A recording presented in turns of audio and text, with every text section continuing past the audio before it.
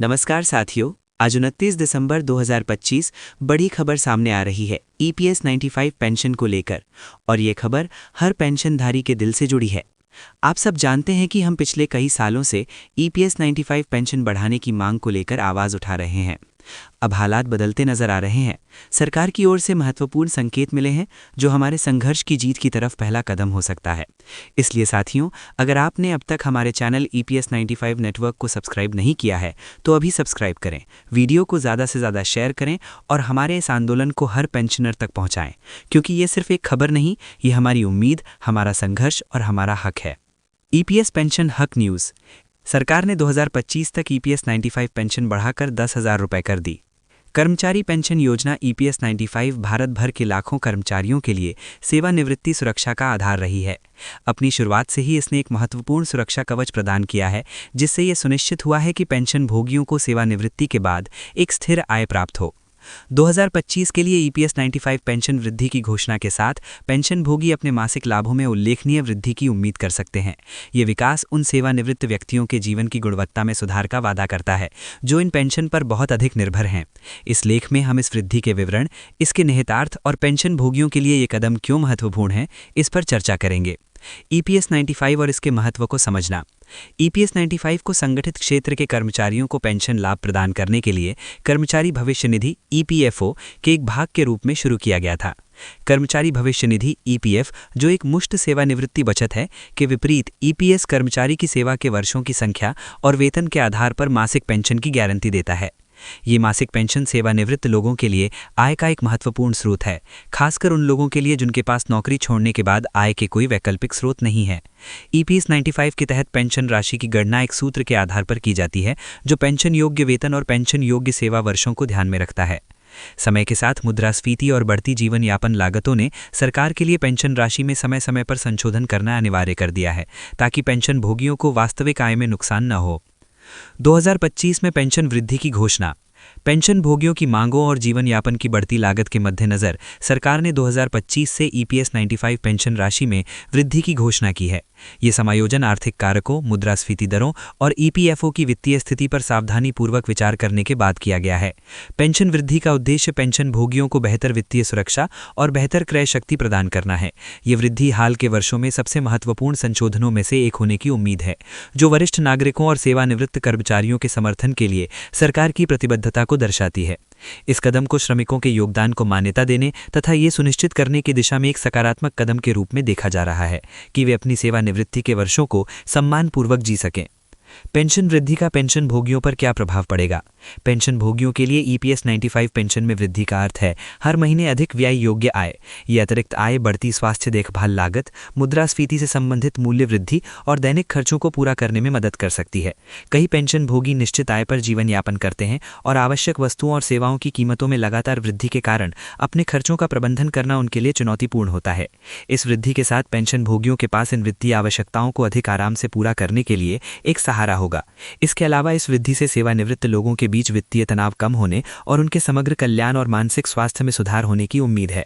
उच्च पेंशन का आश्वासन वित्तीय प्रबंधन की चिंताओं को कम कर सकता है और पेंशन भोगियों को अपनी सेवानिवृत्ति का अधिक पूर्ण आनंद लेने में सक्षम बना सकता है।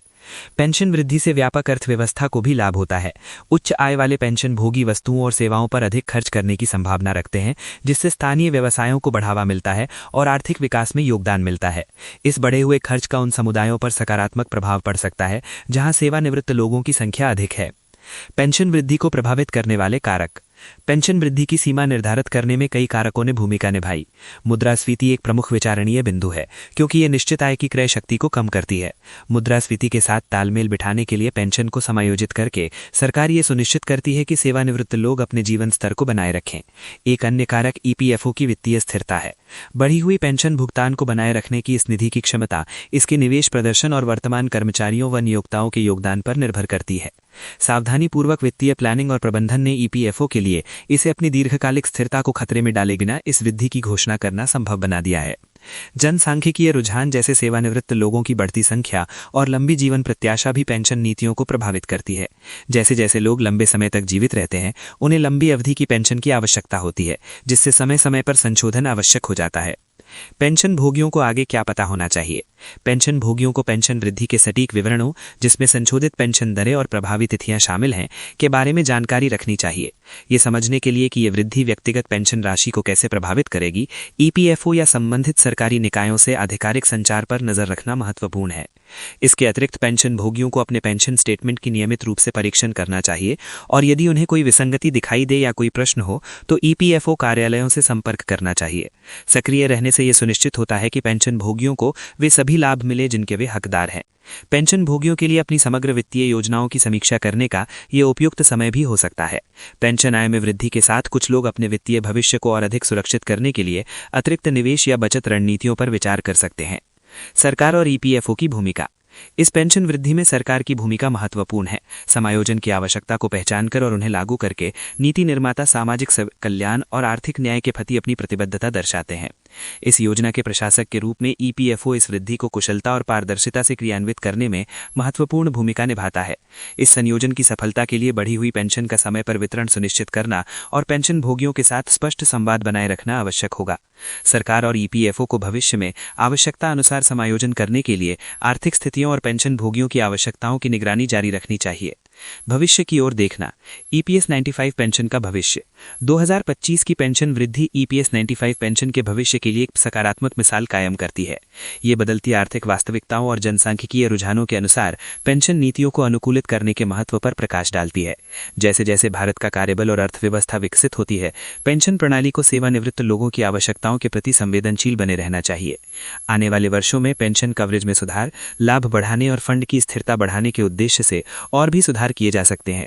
डिजिटल नवाचार और बेहतर डेटा प्रबंधन पेंशन प्रशासन की क्षमता में भी सुधार ला सकते हैं। पेंशन भोगियों के लिए मुख्य बात यह है कि उनकी चिंताएं सुनी और संबोधित की जा रही हैं। ये वृद्धि केवल धन के बारे में नहीं, ये सम्मान, गरिमा और देश के विकास में योगदान देने वालों के लिए एक सुरक्षित और आरामदायक सेवानिवृत्ति को सुनिश्चित करने के बारे में है। निष्कर्ष। 2025 के लिए ईपीएस 95 पेंशन वृद्धि भारत में पेंशन भोगियों के लिए एक महत्वपूर्ण मील का पत्थर है।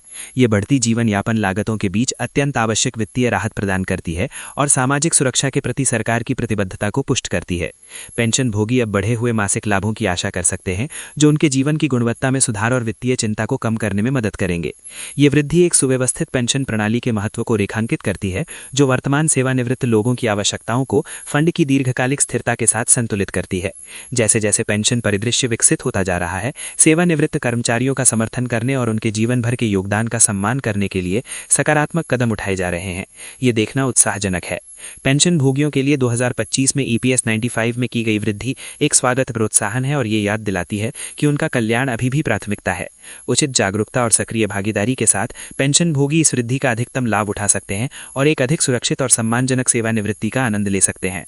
अस्वीकरण। इस लेख में दी गई जानकारी केवल सामान्य सूचनात्मक उद्देश्यों के लिए है और वित्तीय या कानूनी सलाह नहीं है। पाठकों को अपनी पेंशन या सेवानिवृत्ति योजना से संबंधित कोई भी निर्णय लेने से पहले ईपीएफओ